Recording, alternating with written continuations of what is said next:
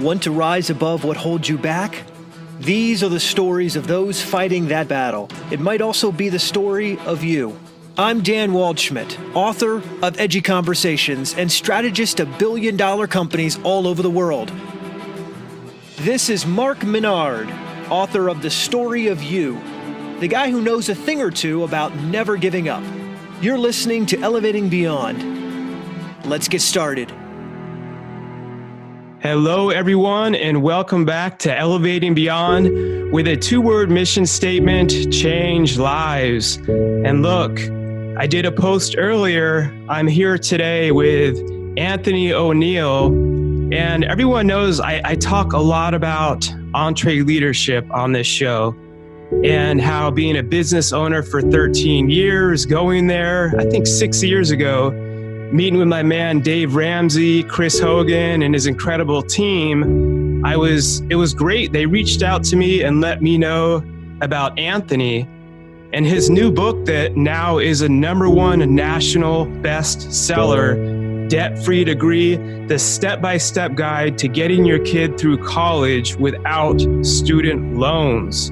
So before we get more into that, Anthony, how are you doing, my man? My man, Mark, thanks so much for having me on, man. I'm feeling good. It's been a good long 1 month here releasing this book, Debt-Free Degree. And so I'm just grateful to be on your podcast and having a good time, man. Yeah, I understand with the release, it's a grind.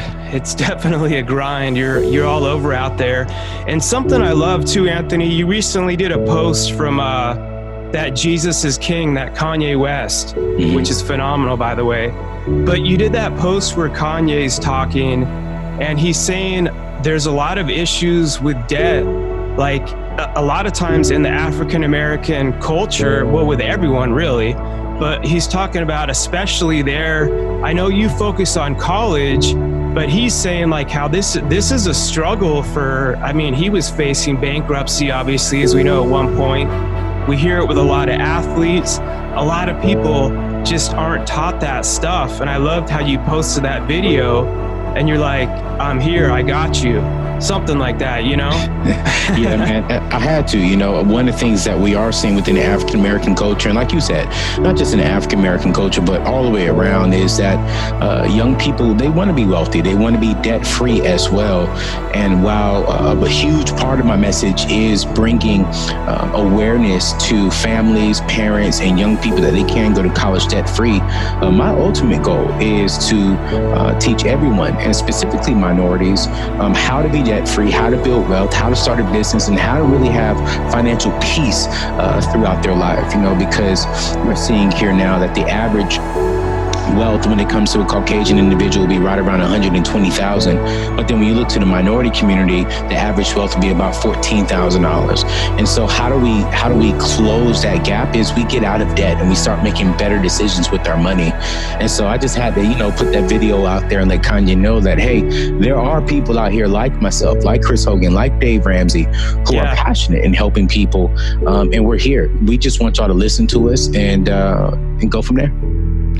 Yeah, and it's awesome. And everyone listening to this, I want them to know too, like Anthony is part of Dave Ramsey's incredible brand, which is huge respect for you, Anthony, because I know how picky they are, even with a hiring process, for goodness sakes, before he picks out someone that's going to be a public figure, through him. So that's saying that he has the utmost respect. And as we know, he's like the financial guru up there. And you're really speaking, Anthony. I even saw in your last book too, which is also a national bestseller, The Graduate Survival Guide, 5 Mistakes You Can't Afford to Make in College. And you've been traveling all around to different colleges and really hitting the youth for years and years. But like what I loved when I was going through your book was the realness of your story. And I just want you to share, like, there was a time where you were the college dropout like Kanye, but you were living in your car. Yeah. You know, there was a season of my life to where I was in $35,000 worth of debt. I was, for a period of 6 months, I didn't know where I was going to stay. The majority of that time, like you said, was in the back of that car. Some of those times was sleeping at some friend's house whenever they allowed me to. It was the lowest season of my life. And it was because I wasn't making the right choices at that time to impact my future. And so those choices that I made ended up with me sleeping in the back of my car, ended up with me having to ask to have some money so I can eat, ended up with some nights I have to, you know, sleep on the floor here or sleep on the floor there at a friend's or a relative's house. And so that was the season that I was like, what in the world is going on with my life? You know, getting out of college for making a bad decision, $15,000 in credit card debt, $10,000 in furniture debt, and $10,000 in student loans. And all the stuff that I spent that money on, Mark, man, I can't tell you one thing that I bought with it. It was a waste of money. Yeah. I was checking your page out before this show. Like, you were posting stuff about, like, is it worth it to buy the Gucci, or you're like comparing this or that, you know, like, and we see that all over the place. Like, it's just, it's saturating every culture, really, where people are just trying to show off. And the thing is, everyone I know that has had businesses for years and that are really successful, I still drive my Honda CRV. It was like my CPA told me years ago, like, you're a millionaire now. I'm like, okay, like, there's a lot of different ways to define that. With having a business, I have to have 35,000 in the account just to meet payroll. So, you know what I mean? Like, people can assume that a millionaire means you just have like bags of cash and stuff like that. And if I'm not staying on top of my finances all the time, like, I could still be, millionaires go bankrupt all the time. Oh yeah, man, you're hitting it on the nail, man. It's not about how much money you have coming in. It's about what are you doing with the money you do have coming in. You know, one of my good friends, Chris Hogan, you met him. He wrote a book called Everyday Millionaire. He interviewed over 10,000 millionaires, and the average millionaire were school teachers, firefighters. These are people who make maybe $50,000 to $100,000 a year. The average millionaire that he interviewed was making right around $80,000 a year. So it's not about, do you have $1 million coming in? Do you have bags and bags of bags? Are you secure in the bag? No, it's about, what are you doing with the bag when you do have it? Are you making the right choices? Are you really being intentional about the decisions that you make that's going to impact your future?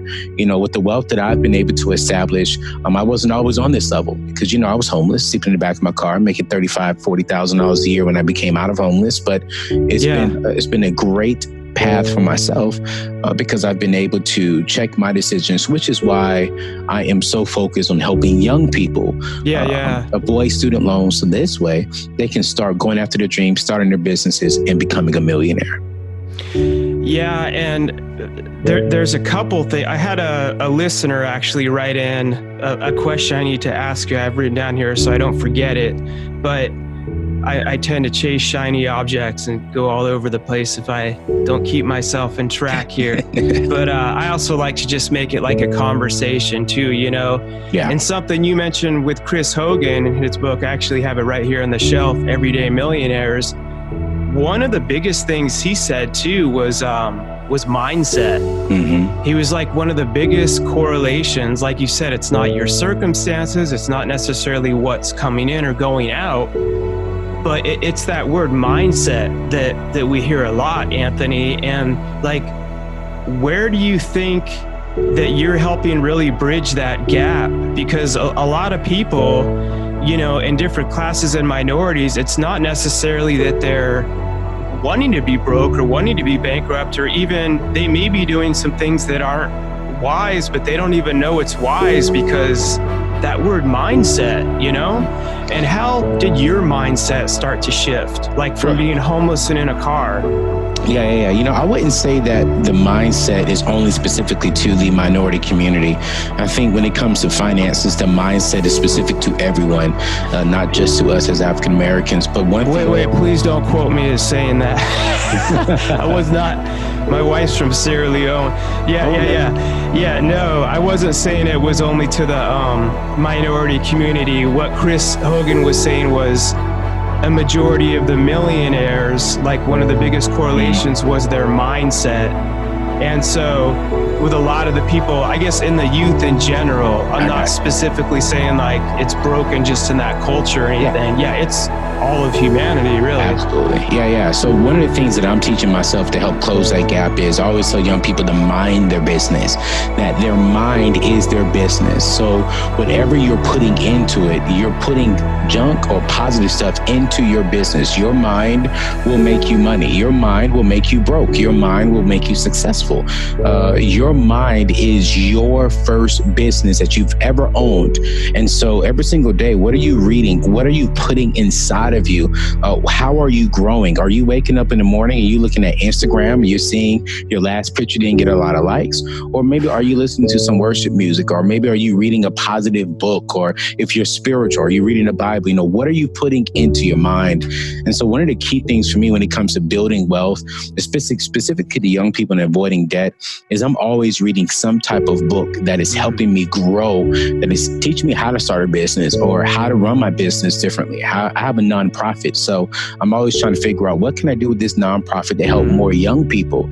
I have a book that I just came out. How can I get this book out more? What are some more creative ways? What are some marketing things to get debt-free degree out there? So, but you're right. The mindset with all of us, doesn't matter who you are, we got to learn how our mind is our business and what are we doing to grow that. If we can control this mind, we can become a billionaire. We can accomplish all things.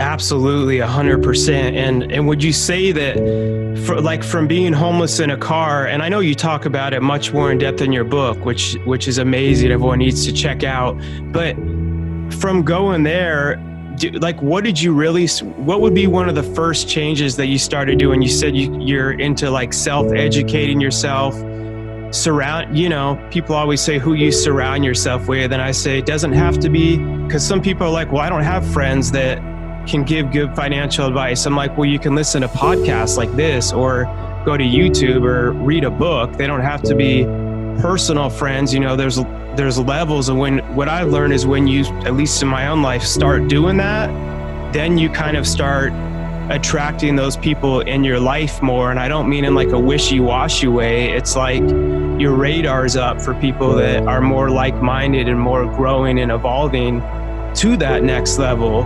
Did you start like getting more people like that in your life or being more intentional about that, maybe without even knowing, after you were like going through that whole season of being homeless and in your car, to kind of flip everything around over time? The very first thing when I got out of my car that I really focused on when it came to getting out of debt and building a wealth was I started pretty much telling myself, you're going to live with intentionality.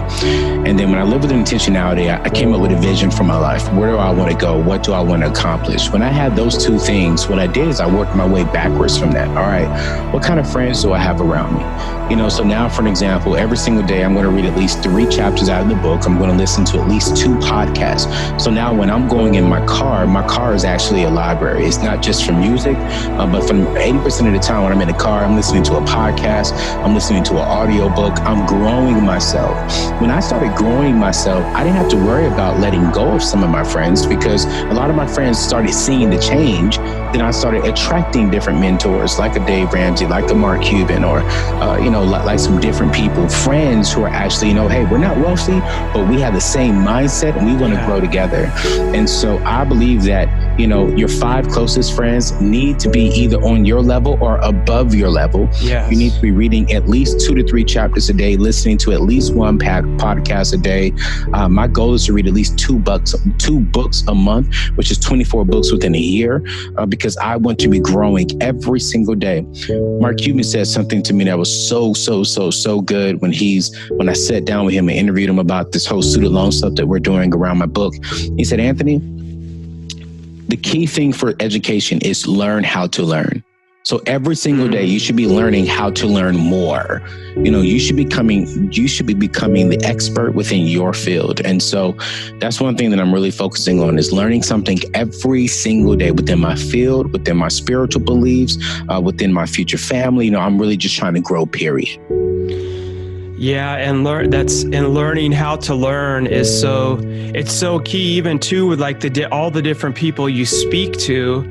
it's even learning how to communicate that message to that specific person or even to that audience, because, you know, sometimes like we can hit that next level and it becomes the new normal, and a lot of the terminology and stuff we have that starts to become like common sense, which is great when you start getting there. But then you have to be like, oh man, I have to be able to almost look like Jesus, who's the best at it, like break things down into parables, and have that communication style.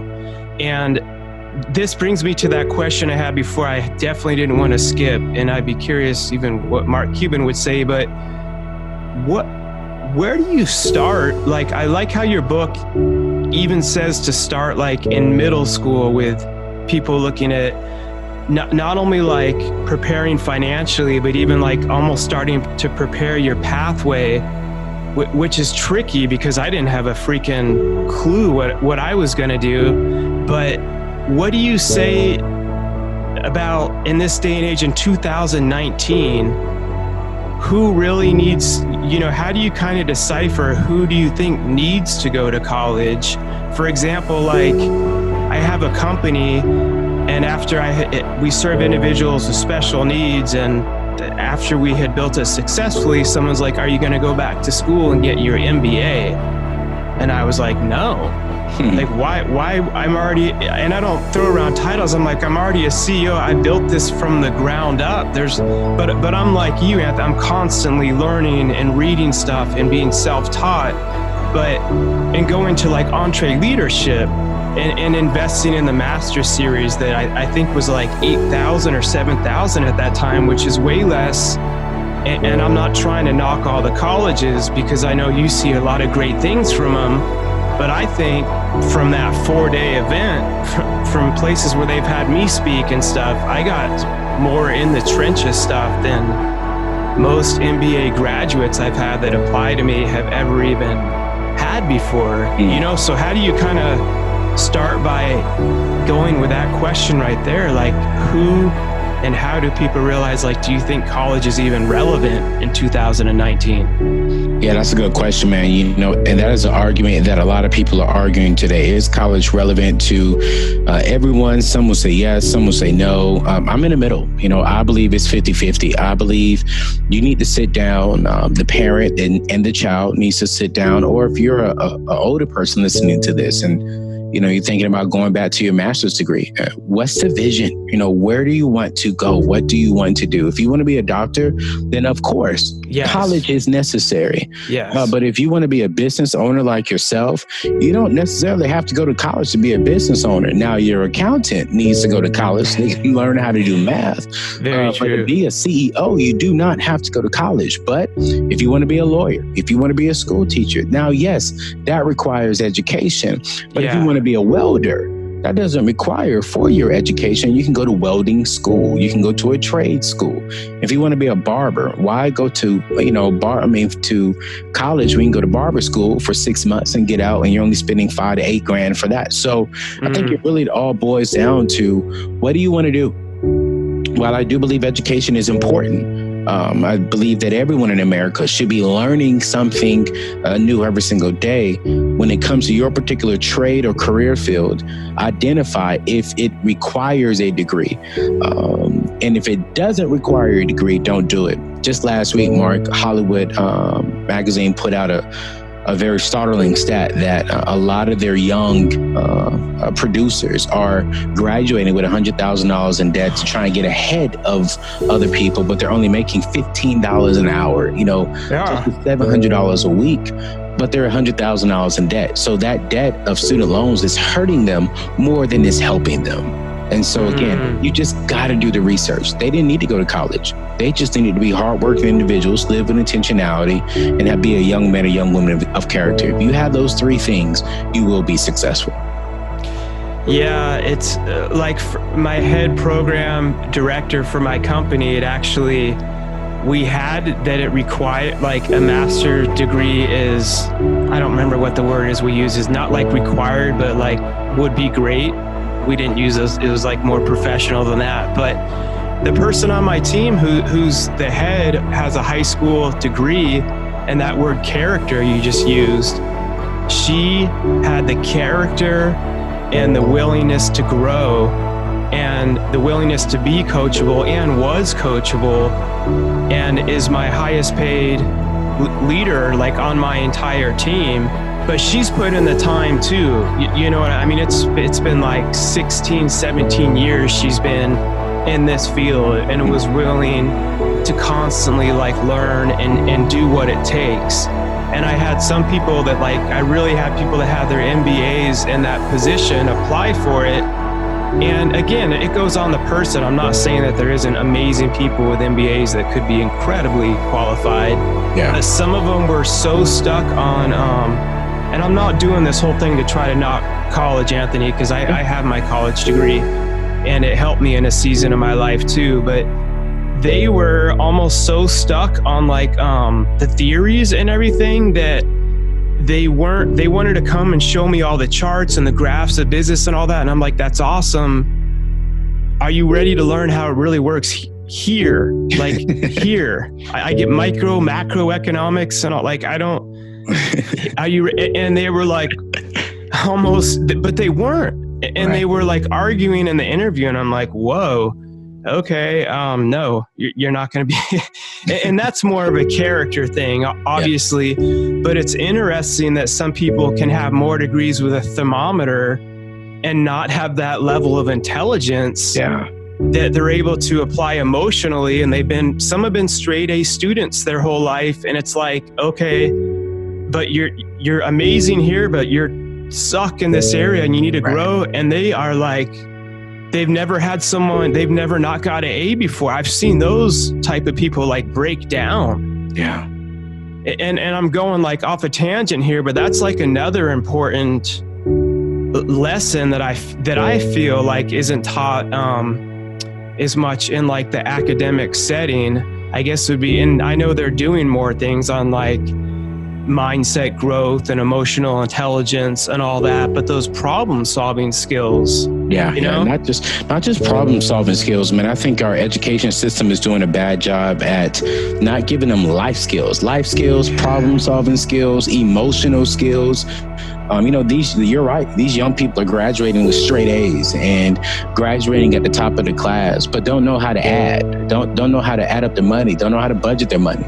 Don't know the difference between what is, a credit card and a debit card. How do they deal with emotional letdowns? They're smart. They're book smart, I call them, but they're not street smarts. They don't really know how to balance between the two worlds. And I actually did a video on that on my YouTube channel.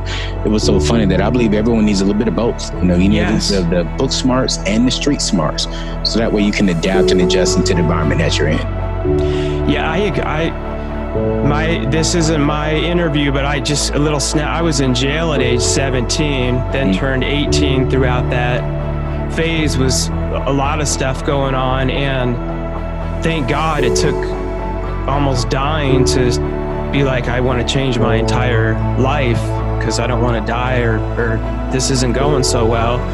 But I still am thankful. I still thank God for that almost like street smart, like adversity, everything that I went through.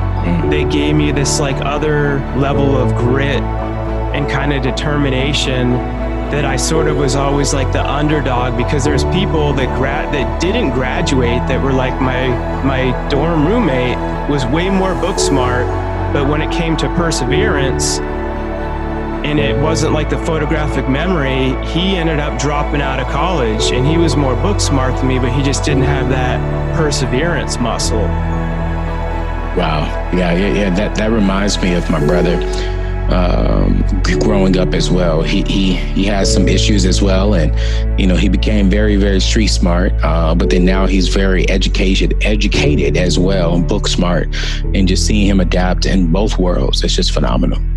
That's awesome. I love that. So when you're talking to people, Anthony, like where you start, you have in your book really breaks down all the different steps of how to kind of start getting yourself on some type of track, even like at a younger age, and different things to be looking at. But how would you start to work with someone that's sort of like on the fence of, I'm thinking I'm interested in this, because like, to be honest, a lot of times we don't know what the heck we're going to do till we start. I mean, like, I didn't know I was going to have a company and then later on be an author and speak, like, till you start trying things and like putting in the time. And then it's like, you get, sometimes it shows you what not to do. Right. And like, how would you apply that to going to college? And when people are sort of like, because a lot of people, they're in that in between. They don't know they want to be doctors or a brain surgeon, you know, which I agree with you 100%. If you're going to be doing something like that, like, you better be getting your school. I don't want you working on my brain if you haven't gone through everything. But people that are sort of on the fence, like, what do you say to them? You know, if you're on the fence, I mean, I want to, again, step back. You know, there's a few things, depending on your age bracket that you're in, that I always recommend, and I stick to these, and it's be repetitive, but it's the same. Just number one, take debt off of the table. I don't believe in finance, nothing.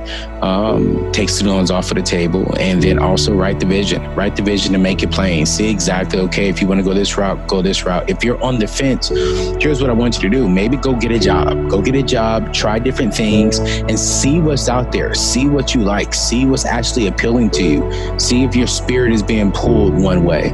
And then if you like that particular job, see if that job requires a degree. If that job requires a degree, let's say you do not have the finances to go to college right now, consider starting off at a community college so you can knock out your prereqs and be looking up grants and scholarships. But let's just say if you land something that you really do love, just go for it. Really just be focused with it, be determined to stay away from debt. And then let's say if you never find something, that's okay. It's going to come. You know, do not go into college if you know for sure you don't want to do anything right now. There's nothing major. Just go get you a job while you're still learning yourself. Once you learn yourself, then step back into those three things and answer those three questions that I just said. Wow. Yeah. And what would you say? And I like to, like, on your Instagram, I saw how you're always comparing, it'll show like the football helmets of different schools, because you mentioned community college right there. Yeah. And gosh, that's so key. So many people they think they don't realize like the last place you went to college is what's going to be on your degree. I ended up graduating from Colorado State, but I couldn't get in there after jail on my grades, and I had a terrible, like, less than C GPA. So I not by choice, I went to like Mesa County Little College in Grand Junction, Colorado.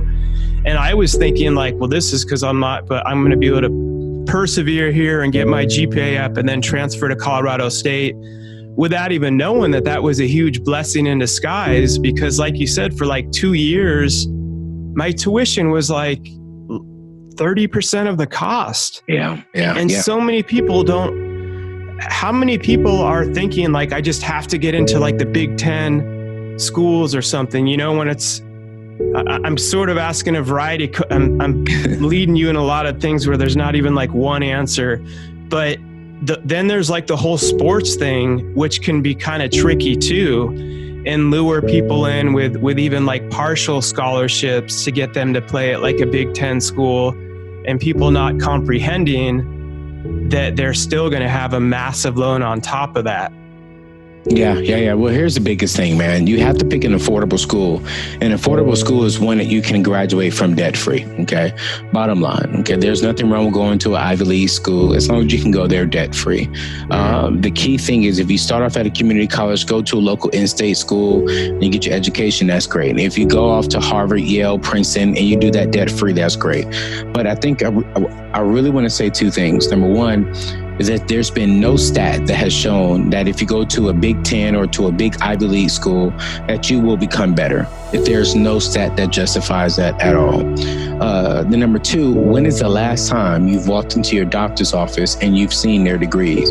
When's the last time you've asked them for their degree? When's the last time you walked into a lawyer's office or to a school teacher's office and say, hey, can I see your degrees, please, and see where you graduated from before I even allow my child to come into this school, or before I allow you to be my attorney? No, it doesn't matter. I've never seen my lawyers, doctors, professors, school teachers' degrees. I just know that they're educated because they're here. And so what makes an individual is not their school. What makes an individual is the education that they get Are they living with intentionality? Are they a young man and woman of character? And do they have hard work ethic? If you have those three things, it's absolutely amazing. You know, Mark, I had an opportunity to sit down with several individuals and interview them on my podcast, Bar Future, that our team and I did here. And it's literally going viral all over the place right now. And we've interviewed so many people who went to these big Ivy League schools and graduate with $200,000-$300,000 in debt. And they regret it because there's like, it didn't help me. I'm making the same amount of money that this other person is making, and she graduated debt-free. She graduated from a community college. She graduated from an in-state school. I graduated from this big Ivy League school, $250,000 in debt, and our income is not different. And so I always say, just step back, you guys. Your dream school should be an affordable school. An affordable school is one you can graduate debt-free.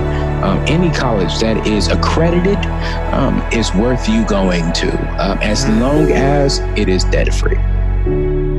What episode? Do you remember what episode that is by chance? Or I can get it later. We can make sure we put it in the show notes. That would be awesome to have a link to that. Episode 6. Episode 6. Yes. Nice.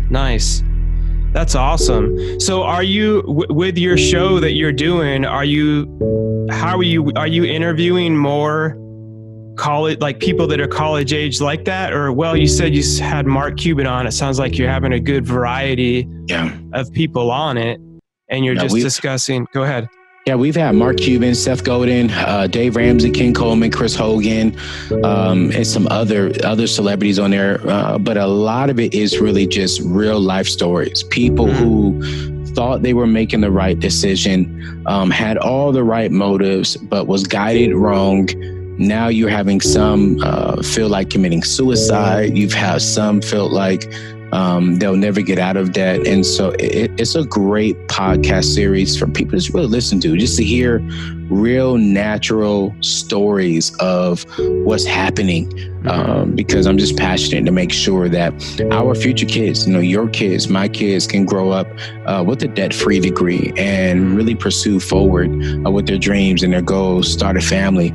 Because the average student is going to graduate, man, with about $35,000 in student loan debt, and the 50 students going to graduate over 6 figures. So they're graduating with a mortgage payment, but don't even have a mortgage. and that's not including grad school yet, right? That's not including grad school. And so, I'm not a huge fan of grad school. I'll say that. I'm a fan of it if it is required. But if you're going just because you want the master's degree, or just you want the doctor in front of your name, unless you can justify that it will make a huge dent in purpose, I don't really see why you would make that investment. But again, my whole thing is debt free. So if you're going to do it debt free. If you're going to take out loans, no, I don't even think a bachelor's degree is worth student loans. Wow. That's saying a lot too. And grad school, gosh, people barely even tap on that. That's getting relevant when you're talking about doctors and stuff. And it's like, okay, well, you're now going to med school or something, but grad school costs, from my research back in the day when I was going, it was so much more. And it was like, what is this grad school degree like even going to be doing for me? Like you mentioned, you can have so I can correct you and be like, Anthony, it's not Mark, it's Dr. Mark. Dr. Mark. That was worth paying the extra $250,000 for. That is not worth it. Call me Anthony. I'm not paying $250. Just call me Dr. Anthony. And then, again, to anyone who's listening right now, we're not saying anything negative about people who have doctorate degrees. Of course. Because hey, if that's the route you chose to go that route. But I believe, for me, I want to educate young people. Make the best decision for you. Don't make the best decision. Don't make this decision because others want you to do it, or you think you'll be better, or you just have that doctor's in front of your name. No, if you need a doctor's degree for your career field, go get it. I want you to go get it. But let's figure out how to do it debt free. But if you don't need it, why make that investment? Put that investment into your 401k, your growth stock mutual funds, or into your future, or into a business. Let's grow something with this money so we can be successful down the road and pass down wealth and inheritance to our children's children. But education, again, is important. Just how we go about it is where I'm a huge fan of debt free. And everyone listening, In Anthony's book, Debt Free Degree, you break down, because I'm much more of a conversationalist, but in the book, like Anthony gets into the strategies of this and so much more that we're talking about. So when you're hearing like 401k, or you mentioned like even pre-college, different plans in different states, you like break it down so people can look at it and be, you know, different personalities that love things in boxes and categories and charts. Like you have the real strategic way to do that throughout it. Yeah. You know, so my brand new book, Debt Free Degree, is literally the step-by-step guide on how to get your kids into college and through college 100% debt-free. And so I literally lay it out to any parent listening right now. It's the guide from 7th grade throughout 12th grade. I'm going to give them what classes to take, what classes to avoid, how to master the ACT and the SAT. Here are the secrets to building a college resume. Here's what you should do in your college visits. Hey, what's the difference between dual enrollment classes or AP classes? What's the best one should you take? How can you go into college already as a sophomore or maybe as a junior by taking advantage of the dual enrollment classes? I literally lay it out from 7th, 8th, 9th grade this semester, that semester, 10th grade, over the summer, what you should be doing, because it's something I didn't have. You know, I didn't grow up with wealth. My family was hardworking family. We lived paycheck to paycheck, but you know, they taught me how to work hard. And so if you would have had this step-by-step guide, I probably would have went off to school the right way and completed school. But, you know, I didn't finish my bachelor's degree, and I'm fine with that because I am successful still. But I want to help other young people who want to go to school and finish school. I want to help them go and complete it debt-free. Hey, Anthony, have you heard Eric Thomas before, E.T. the hip hop preacher, by chance? I have, yeah. I know him. Oh, yeah, he's my dude. So he's been out to my company. He's been on I did a show with him and his mom, and I was just thinking about how he became doctor in that example. I love you, E, if you're listening to this, using you as a good example. But it was all about his why. Because like to him, it was being like the high school dropout that had his GED, and there was like a significance to him that it was meaningful to do that, to prove something to himself, like in a humble way, that he could be a doctor, you know, and it's all about your why. And he was at a point where he didn't even need to have it. He was already famous as a speaker and an author and stuff around the world. But it's just interesting as people have their different kind of levels of their why. It's not just about one specific thing or one shoe size fits all. What is one of the struggles that you see when you're talking to the young adults as they're transitioning into the real world? Is the biggest thing the debt from you touring across the country over the years? I would say debt is number 2. I would think the biggest thing that I'm seeing from young people right now when they're transitioning to the real world is just a lack of a why, like Dr. Eric Thomas, Dr. E.T., the lack of the vision, you know, just the lack of where are they going. They're just jumping out into the real world and just thinking they're just going to be okay without no clear vision, no clear path on what they really want to do.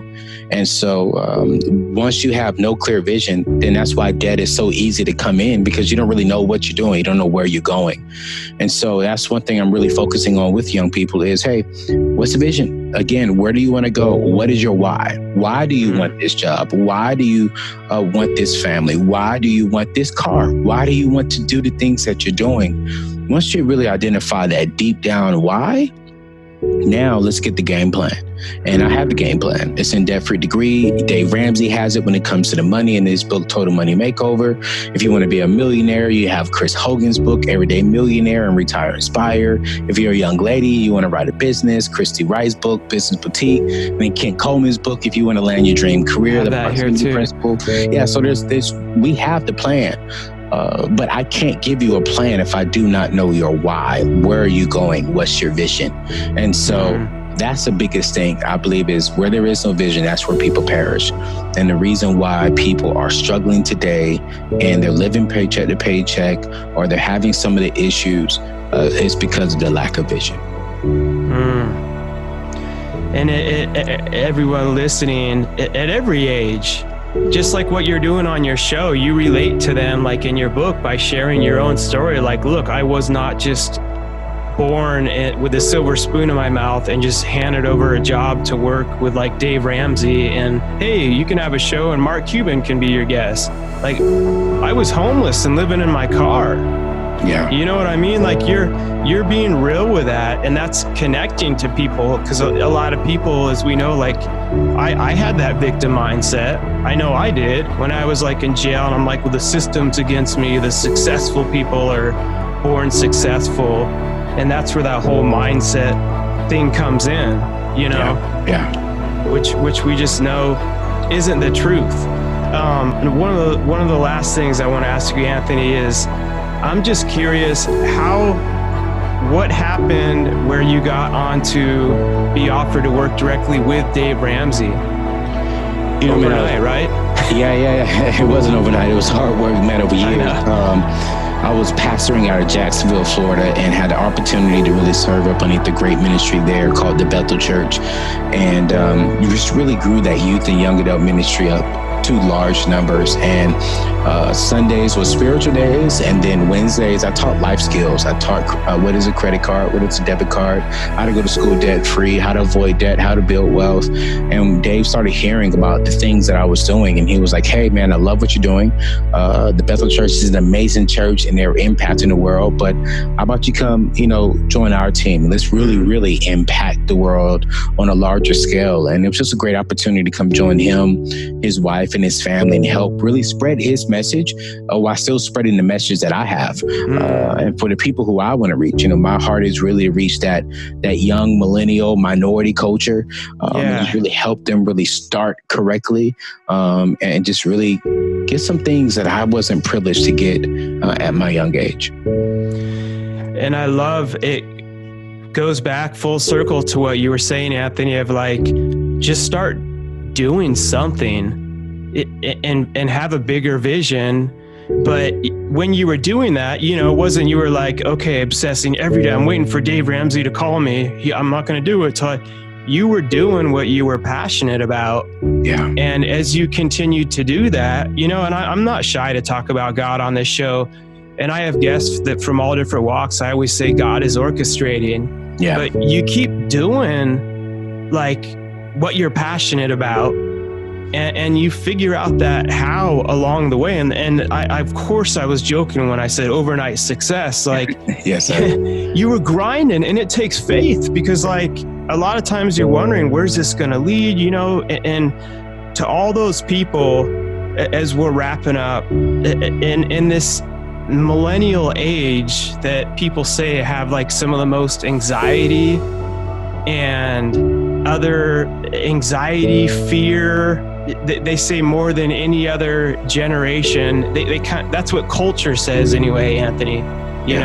They like to label that, which I hate labels, but because they try to say all that stuff about me when I was younger too. But what do you say to all them listening right now, to them, their parents, anyone like that are really struggling just with that, believing that anxiety and that doubt? And that's easy for them to say, but I'm not good enough. I can't, that are struggling. I was expelled 2 times, once in middle school, once in high school, and then kicked out of college. A lot of people told my mom and myself that I would not be successful because I forgot what they called it. I don't know what they diagnosed me with something when I was young. I forgot it. They said I had too much energy. I could never sit still.